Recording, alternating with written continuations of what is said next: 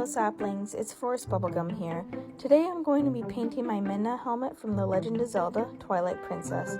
I'll also be talking about something more positive today for my story time, since the last one I talked about was Toronto Comic-Con 2024 controversies. Today, I'll be talking about my time at AnimeNorth. Me and my cousin only attended on Sunday due to my work hours and being sick, but it was a blast. Comparing it to Toronto Comic-Con in March is like night and day. First off, getting our passes was a very easy and pleasant process. We didn't have employees yelling at us to keep it moving. We just had friendly faces and kindness. After getting our passes, we decided to head off to the panel/gaming section in the North building. Passing through and meeting some kind people along the way, we ended up in a huge room with gaming stuff and other collectible goodies. I was pleasantly surprised to see that AnimeNorth provided free ice water. Honestly, for a convention that you walk around at all day in cosplay, especially in hot weather, they should at least have ice water available for anyone for free.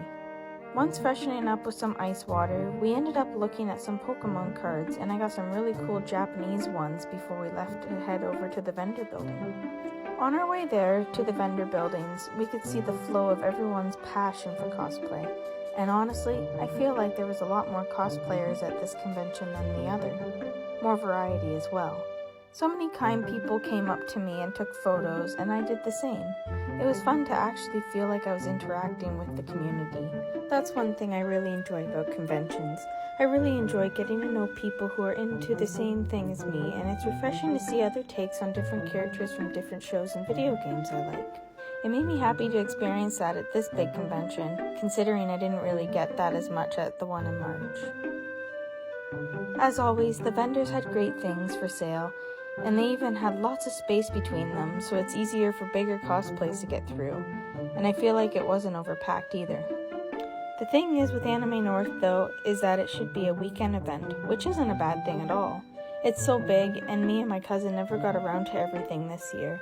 Next year, we're hoping to make it there for all 3 days to check out more of the panels and other activities, because this convention is totally worth it. With the time we had there on Sunday, though, it was amazing. If none of you ever been to AnimeNorth in Toronto, I highly suggest this con. I honestly wish all conventions can be like AnimeNorth. Looking at you, Toronto Comic-Con. It remains my favorite out of the 3 that I always go to, and only time will tell if I enjoy other cons more. I still have YetiCon on my bucket list for next year. Anyways, here's the final finished Fuse Shadow/helmet for Midna. This cosplay was a huge hit at AnimeNorth, and I'm really happy on how it turned out.